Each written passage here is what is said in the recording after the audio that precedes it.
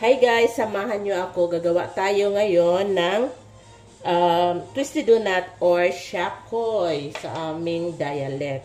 So, ito yung ating warm milk, guys. Warm lang ha. Nilagyan ko na yan ng, bali 1 cup ng evaporated milk. Tapos, maglagay tayo ng 2 tablespoon of margarine. So, di na ako maglalagay ng butter yung ni-required nito. Pero, wala tayo. Margarine lang. So, di na ako maglalagay ng salt dahil salty na tong margarine. Nilagay ko dyan para mag-melt. Dahil, maligam-gam tong ating milk. Tapos, yan guys. Ilagay na din natin ang ating 1/3 cup of white sugar.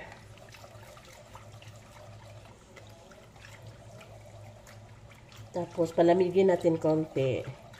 Dahil maglagay tayo ng itlog, 2 itlog. Baka kasi pag nilagay natin na mainit pa yung itlog, mainit pa yung ating liquid, ay maging scramble or maluluto tong eggs natin. Still warm.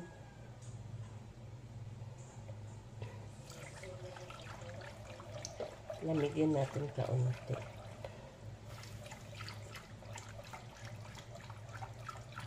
Itlog na. Pero madaliin natin i-mix one at a time para di maluto. Ayan.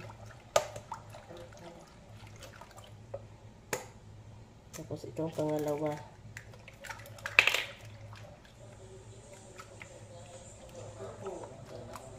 Tapos ihalo na rin natin itong 3 teaspoons of yeast. 3 teaspoons sa 3 1/2 cups of flour.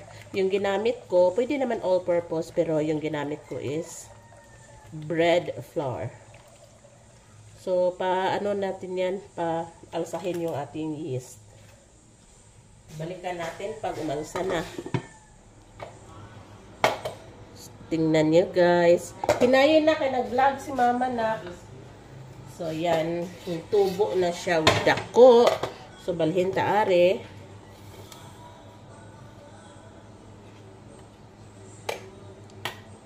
Ito ay 3 1/2 cups of flour. Then, lagay na natin to siya dito. Wait. Andam ko. So, at least, guys, alam natin na okay talaga itong ating yeast.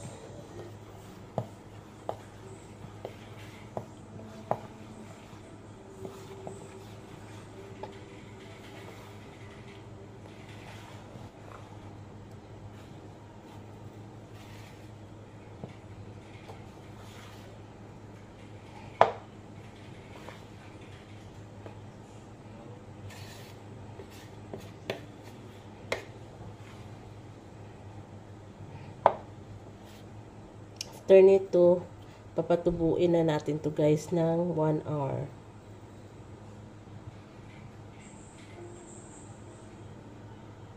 Takpan lang natin to.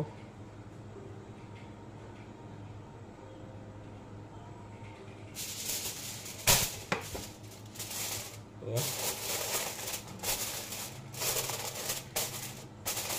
Para madilim ba yung kapaligiran niya. Yun naman ang sekreto para umalsa. Then, let's wait for 1 hour.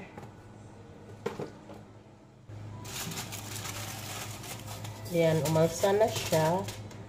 Pero papaalsahin pa natin to guys ng another 45 minutes.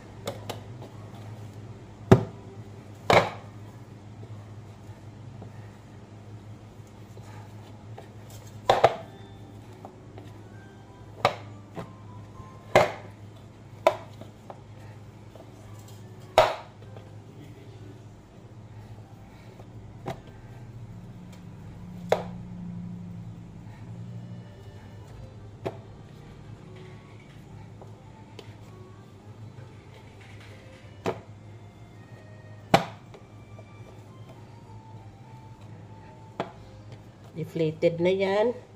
So, let's paalsa this once again for 30 minutes. 45 minutes. Balikan natin yan mamaya. So, after 45 minutes, oh God, ito na siya, guys. Ang laki na niya. Ang gagawin natin, guys, ay magmasa. Masahin natin to. Malinis na tong counter namin.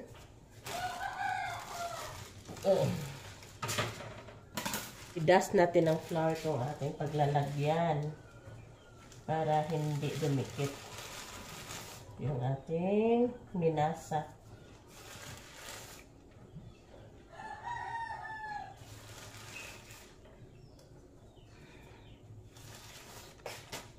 So, ito siya, oh.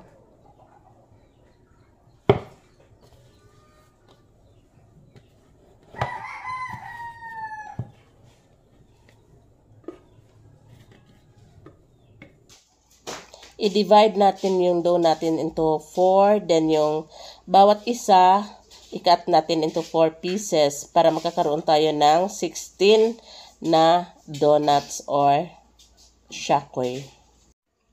Ibilog nyo muna yung bawat isa. Pagkatapos yan, mag-shape na kayo ng shakoy bang gagawin nyo or donut. Ginoon lang. Tapos, pag na-reach nyo na yung desired na length nyo, i-opposite nyo siya ng twist, guys. Opposite.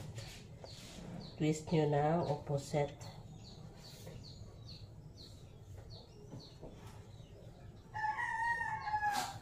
Tapos, ganyan din.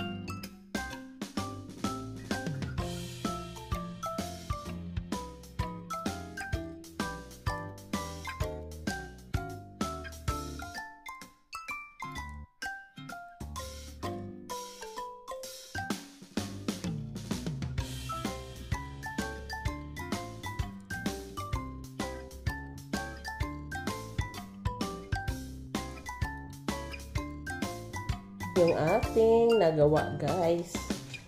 Iparest pa natin ng mga 30 minutes.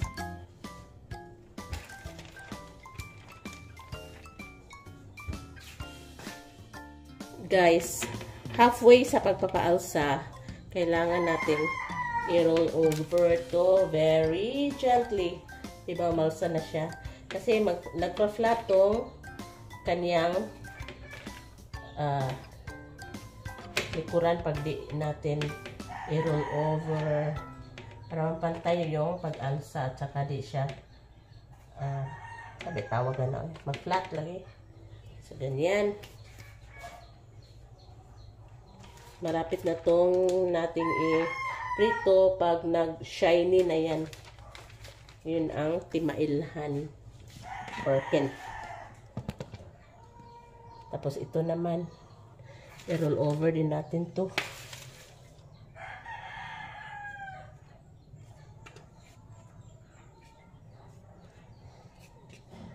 Pangit ng donut ko.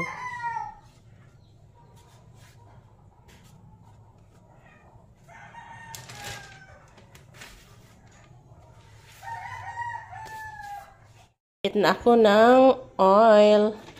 Yan, guys, oh, ang laki-laki na nila. Diba? Halos nag-double in size. Tapos ito ating donut na walang bibili pag ibibinta. Walang bibili pag ibibinta.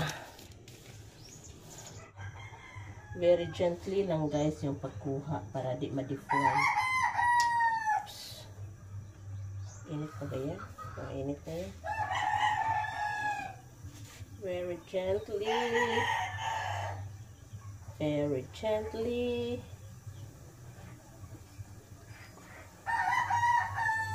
Tig-apat lang muna.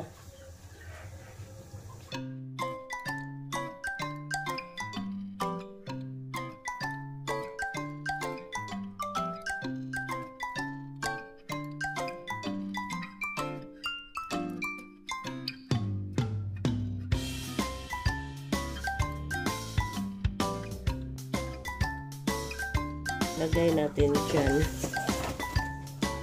Sabay shake. Hindi ko na ma-shake dahil puno. Hindi pa.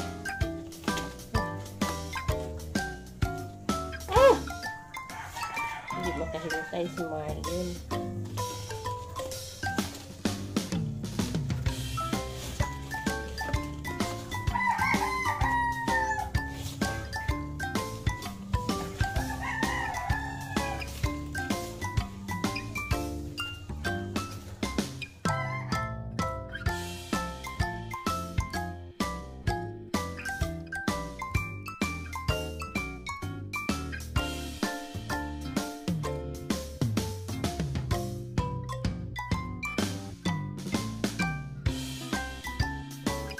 Guys, yung ating shakoy.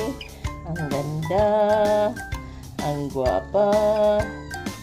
Ayan. Shakoy kayo dyan.